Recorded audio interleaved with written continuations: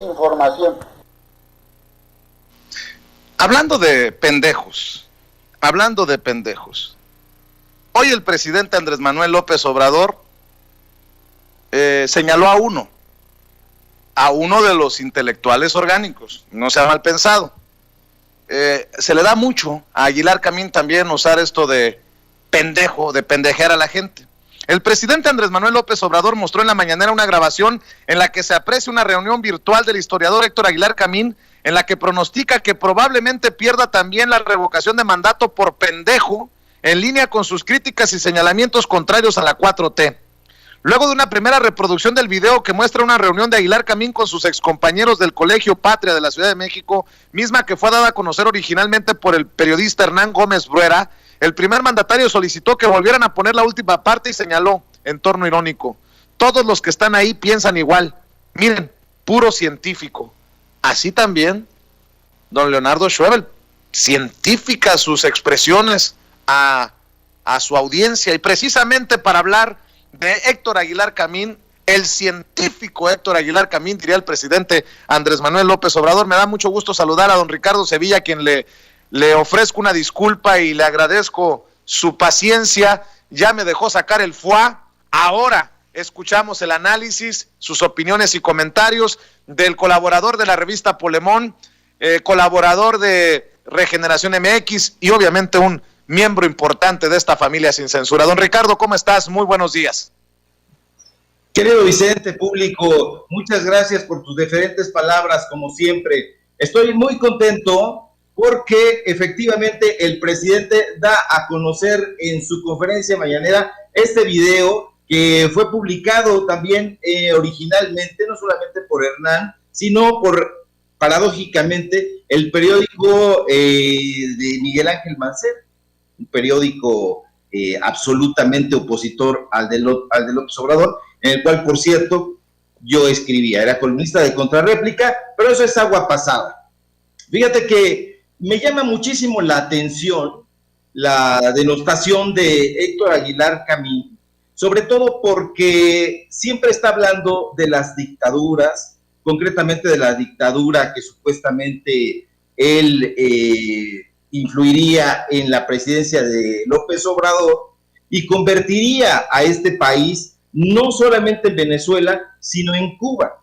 Y me llama muchísimo la atención porque para la gente memoriosa, pues sabrá perfectamente que Héctor Aguilar Camín pues es hijo de Emma Camín García, que nació precisamente en Cuba, aunque tenía padres asturianos.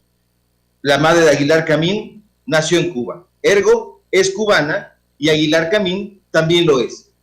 Ahora bien, Héctor Aguilar Camín, Vicente, pudo haberse quedado escribiendo y buscar su lugar como cualquier autor en la República de las Letras Mexicanas.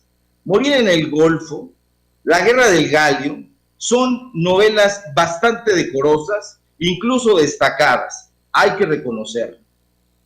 Aguilar Camín fue epígono de Carlos Fuentes, nada más ni nada menos, del historiador Enrique Florescano e incluso del cronista de Portales Carlos Monsiváis. Aguilar Camín, antes de ser todo esto en lo que se ha convertido, en este espantajo, en este engendro ávido de dinero, perteneció a una generación de autores que enfrentaron vigorosamente el imperio cultural e intelectual de Octavio Paz. En su momento, Aguilar Camín no solo enfrentó a Paz, sino también a su principal defensor, que fue justo Enrique Krause, quien en su momento encabezó aquel dicterio en contra de Carlos Fuentes y que fue defendido precisamente por el aquel entonces joven escritor Aguilar Camín. De modo que la querella cultural protagonizada por Carlos Fuentes, Octavio Paz, también incluyó a Aguilar Camín, este narrador decoroso de esos libros, escritor destacado de esos dos títulos en concreto, y sacudió, de hecho, pues la segunda mitad del siglo XX mexicano, porque en ese momento enfrentó a dos de las revistas mexicanas y grupos culturales más influyentes de esa época. Me estoy refiriendo a la revista Nexos, que ahora es de su propiedad, que fundó precisamente el jefe, así le decían al historiador Enrique Florescano, y Vuelta, de Octavio Paz, que se convertiría a la postre en este engendro, en este Frankenstein de Enrique Krause. Ahora, en el medio cultural, en el medio intelectual mexicano, Vicente, no han sido escasos los enfrentamientos entre novelistas y poetas, entre cuentistas y dramaturgos, entre ensayistas y periodistas. El campo literario siempre se ha inclinado a esos tics del medio cultural, entregado por igual al elogio, al panegírico, al insulto o al agravio. Y Aguilar Camín, poco a poco, se dio a esta práctica, acaso engreído, porque Octavio Paz le respondió, y también le respondió al ensayista, todavía muy notable ensayista, José Joaquín Blanco, que conformaba las filas de la revista Nexos. Ahora, Aguilar Camín no lo confortó la idea de ser un escritor cuya obra fuera evaluada por los lectores al lado de los esfuerzos literarios de Héctor Manjarrés o Carlos Pereira o del propio José Joaquín Blanco. Aguilar Camín se dejó seducir por el poder y por el dinero. No le bastó ser considerado un escritor, un narrador destacado. Quiso convertirse en un mandarín cuya voz se impusiera sobre otras, exactamente como lo que había criticado el Paz. Pero claro, sin su suficiencia intelectual ni su obra notabilísima. Nuestro mundo cultural, Vicente, público, aunque es discreto en tamaño, siempre ha estado cargado de autoestima, de ego, y siempre ha sido intemperante. Estas batallas culturales siempre han existido los amigos y las amigas que saben un poco o se han asomado a la literatura mexicana, sabrán que las querellas intelectuales también le ocurrieron en su momento a Justo Sierra, en contra de los liberales, a José Vasconcelos contra los contemporáneos, etcétera. Ahora, esta ya no es una querella intelectual, esta es una batalla por el dinero. Es decir, ya no se trata de defender un proyecto intelectual, un proyecto artístico, un proyecto cultural, sino simple y sencillamente de pelear por el botín que ellos sienten arrebatado. Esta pareja de siameses intelectuales, como en algún momento les llamó el propio Octavio Paz, cuando Krause y Aguilar Camín publicaron un artículo donde denostaban la obra de Paz, porque antes de ser sus admiradores, fueron sus peores enemigos. El propio Paz les dijo, son una pareja de siameses intelectuales, dueños de medio cerebro en dos cuerpos. Esto incluso causó la risa de Carlos Monsiváis, porque Aguilar Camín en un momento dado dijo, bueno, al menos tenemos medio cerebro. Y Monsiváis lo corrigió, carcajeante. Le dijo, no, tienen un cuarto de cerebro, medio cerebro en dos cuerpos, un cuarto para cada uno. Es tristísimo ver a un personaje que pudo haber elegido una ruta intelectual decorosa, respetable, de un intelectual, a un camorrero, a un tipo que terminó pronunciándose contra la gratuidad de la educación superior, hay que recordarlo, a favor de la Asociación de Petróleos Mexicanos con empresas privadas y a favor, en su momento, lo recordará también el público, de la tristemente célebre Ley Televisa, aquella fallida iniciativa que pretendía incrementar los privilegios precisamente de las televisoras mexicanas y que justo terminó con la adquisición del Grupo Imagen por esa señal, Cadena 3, que hoy capitanea mal informando Ciro Gómez Leiva. Es tristísimo ver a Aguilar Camín no solamente injuriante, descompuesto, sino completamente fuera de sí, ya no como un opositor intelectual que intenta explicarle a la población inteligente, a la población en general y a la población de todo el pueblo mexicano que lo que hace el presidente es incorrecto.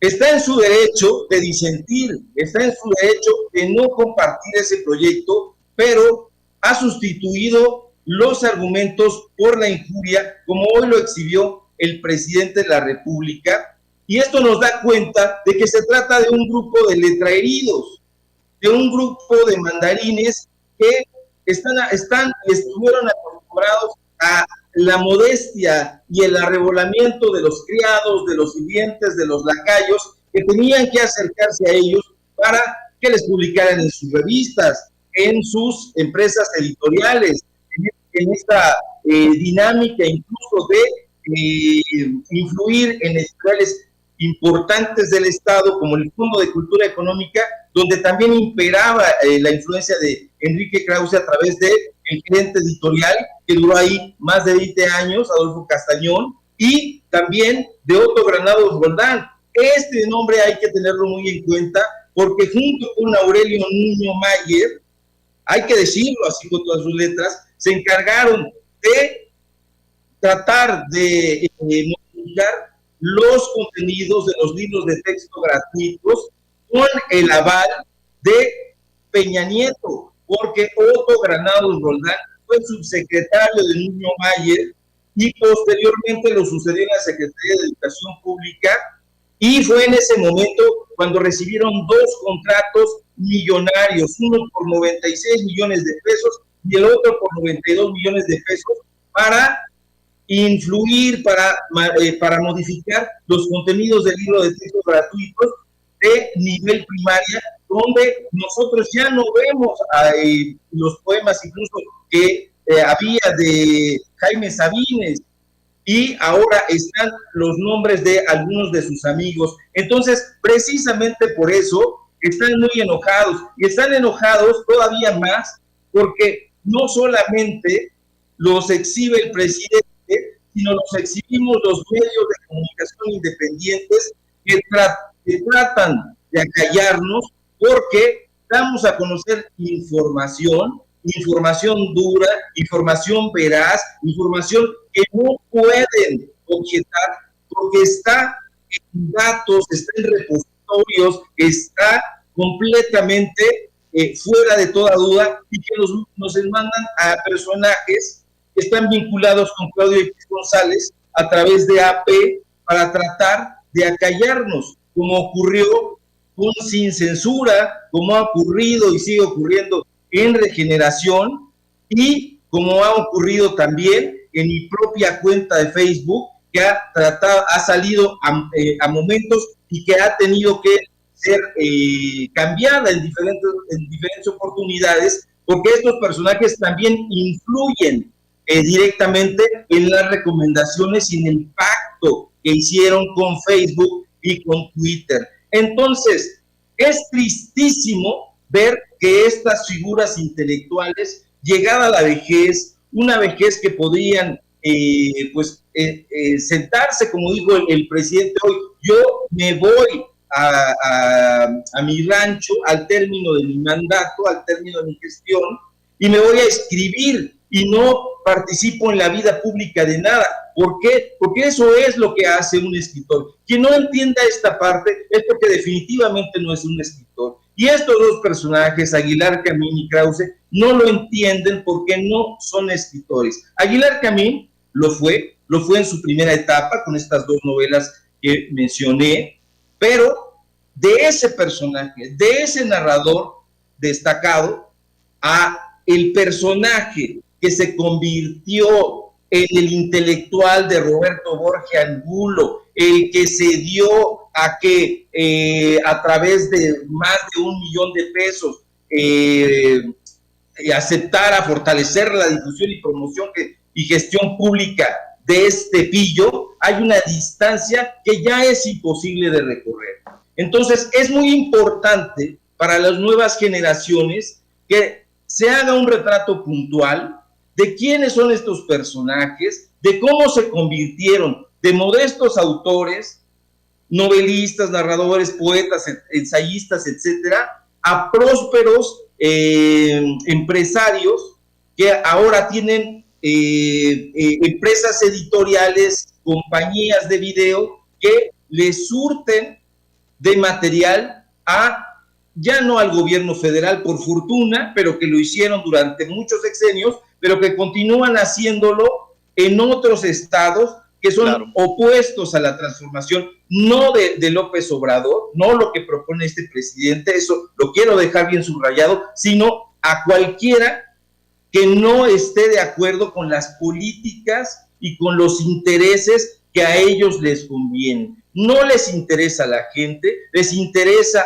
una élite intelectual, pero esa élite intelectual tiene nombre y apellido, y los apellidos son Aguilar Camín y Enrique Krause.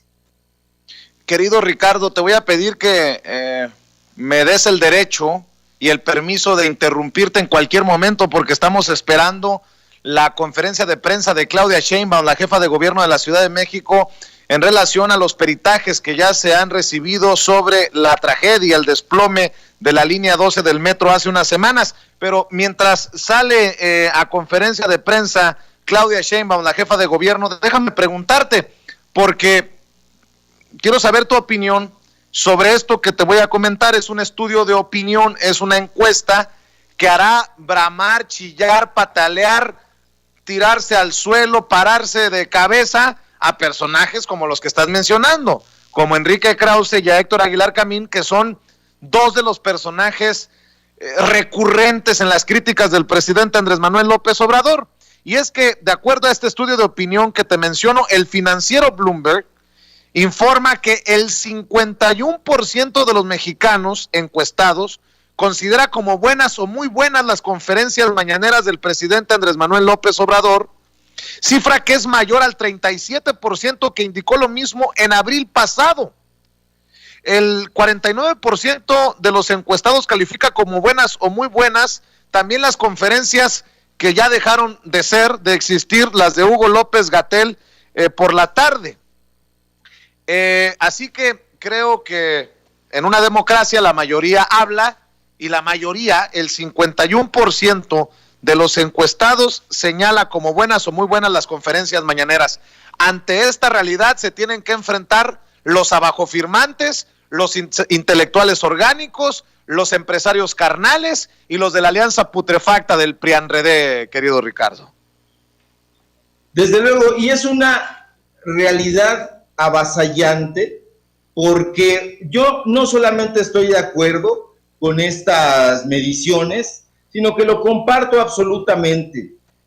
Es muy interesante escuchar las conferencias mañaneras del presidente López Obrador, no solamente por lo que informa cotidianamente al pueblo en referencia a las políticas que está implementando a favor de la población más vulnerable, y que eso disgusta mucho a estos grupos elitistas, sino además por la cantidad de información histórica que aporta. Aunque estos personajes que son elementales como Joaquín López Dóriga o como Raimundo Rivapalacio, y que solamente son replicadores de una información de un machote que les pasan sus patrones, lo cierto es que el presidente López Obrador tiene en su retentiva y en su lengua pues unas referencias intelectuales que nosotros, si las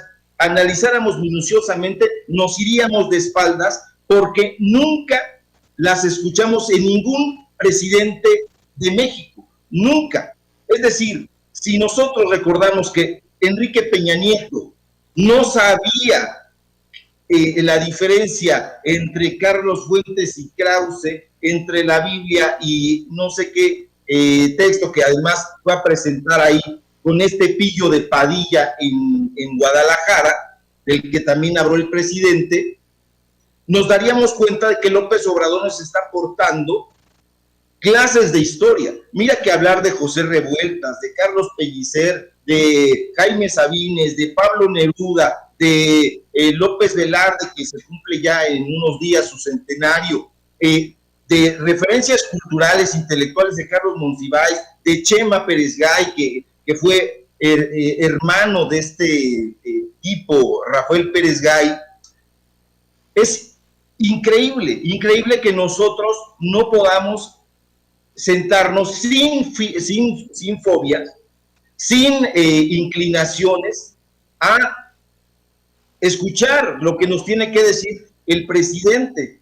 Si lo escuchamos, está hablando de la guerra de castas, está hablando de la batalla de dignificación social de los pueblos seris y mayas. Entonces, es muy importante el contenido que tiene, y yo no puedo estar más de acuerdo con estas mediciones que incomodan tanto a estos personajes, porque no son intelectuales. Esto no hay que cansarnos de decirlo, porque no son dueños de lo que escriben. Como por ejemplo, hoy yo cuestionaba en mi Twitter a Sergio Aguayo, porque durante hace meses está publicando en Reforma una columna, prácticamente un entrefilete, una columna muy breve, y dice que recibe el apoyo de 2 personajes.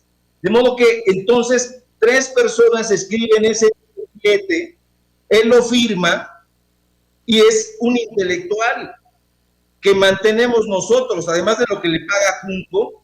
Nosotros lo mantenemos porque forma parte del Sistema Nacional de Investigadores. Es decir, tiene una beca que nosotros le concedemos.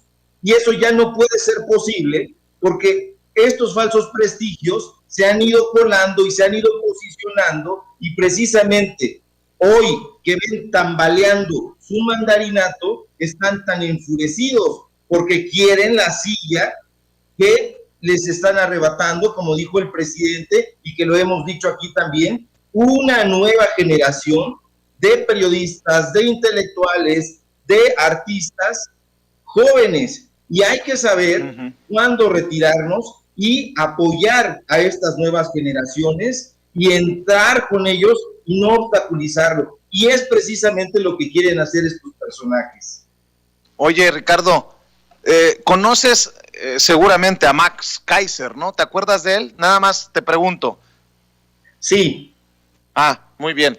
¿Qué te parece si escuchamos a este personaje cercano al poder, a los privilegios en tiempos de Calderón, Max Kaiser, hablar de la realidad mexicana? Es más, dice que AMLO está muy nervioso y abiertamente se pronuncia en contra de los programas de justicia social. Yo quiero que nos hables de estos personajes que se sienten con la autoridad moral para opinar y además hacerlo con todas las fanfarrias. Y a ver, vamos a escuchar a Max Kaiser, este personaje del Calderonato, sobre todo del Calderonato, y ya que nos dé su opinión el maestro Ricardo Sevilla. ¿Por qué están tan nerviosos el señor López y su partido? Porque en la Ciudad de México pasó algo que no esperaban. De los 24 distritos federales de la Ciudad de México, la coalición Va por México ganó 13, y la participación en esos 13 estuvo en promedio en 54%, mientras los 11 distritos que ganó Morena y su coalición estuvieron por debajo del 46% de participación. Esto quiere decir una cosa muy sencilla. Lo que quiere decir es que cuando sale la gente a votar, quedan nulificados los programas sociales clientelares con los que se compra la voluntad de la gente a través de los siervos de la nación y las amenazas de retirar esos programas.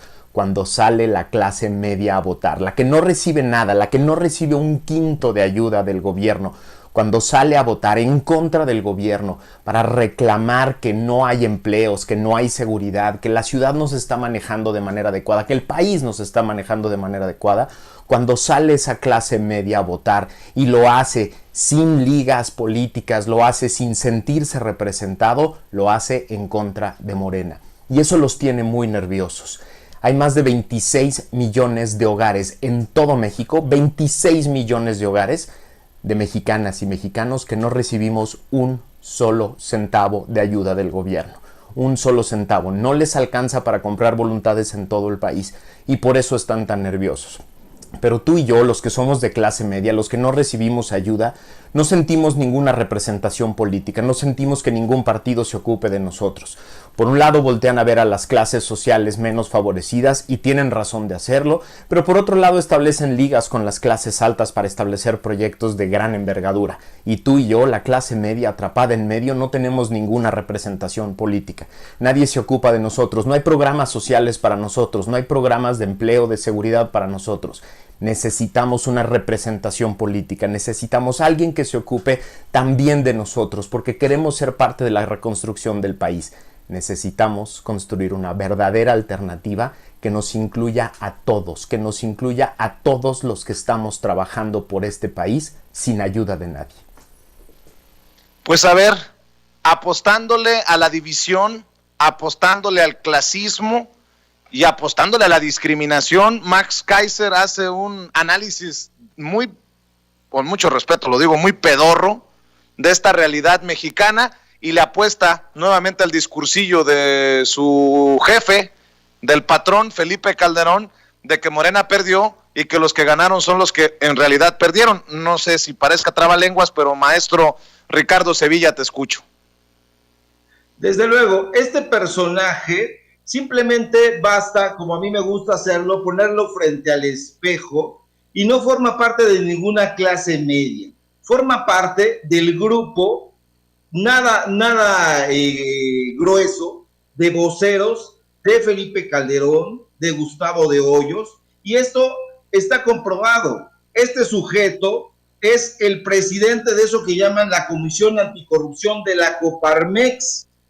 La Coparmex, como yo ya lo dije y lo probé, estuvo en Operación Berlín, estuvo financiando la campaña contra López Obrador, estuvo financiando la campaña en su momento a favor de Josefina Vázquez Mota y en contra de la actual secretaria de Educación Pública, Delfina Gómez, para que no llegaran, porque no tienen convenio con ellos, ni hay posibilidad de que lo tengan, y como están siendo excluidos, mandan a este sujeto a implementar esas capsulillas que él titula como voto útil y eficaz, que tiene este discurso ramplón que intenta no dirigirse al intelecto, sino al sentimiento, que intenta producir una emoción lacrimosa,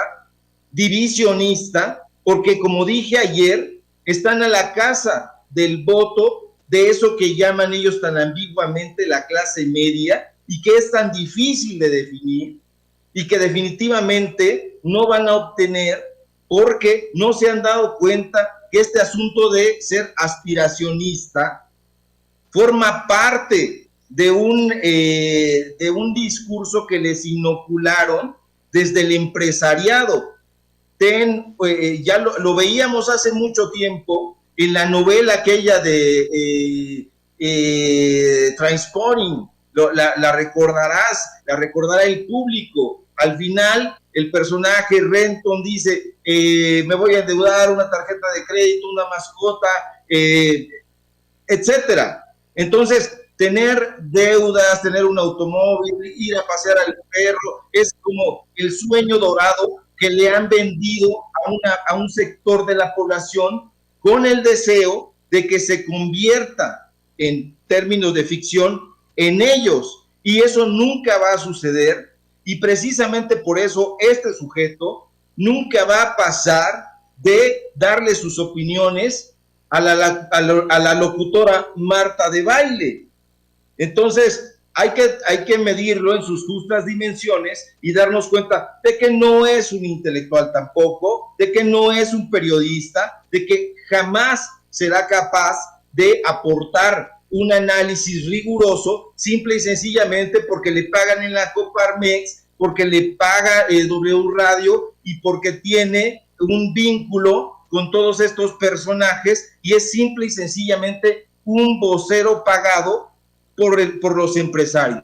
Clase media no tiene ni idea de lo que está hablando, querido Vicente. Entonces, a mí me parece que los argumentos se les están acabando y precisamente por eso ya están acudiendo al sentimentalismo. Se van a quedar llorando entre sus 400 abajofirmantes con un pueblo que ya no está dispuesto a que ellos regresen de ninguna manera al poder. Y si creen que esta victoria pírrica en el Distrito Federal, que ya han bautizado por la Ciudad de México, los va a poner contentos, es un absurdo, porque el movimiento de transformación ha dejado de ser centralista y se ha ido internando en toda la República Mexicana, y prueba de ello son las 11 gubernaturas que ya ganó, no digo que Morena, sino la oposición del neoliberalismo, la visión de transformación y la visión de izquierda que privilegia a los más necesitados, a los más jodidos, hay que decirlo sin eufemismos.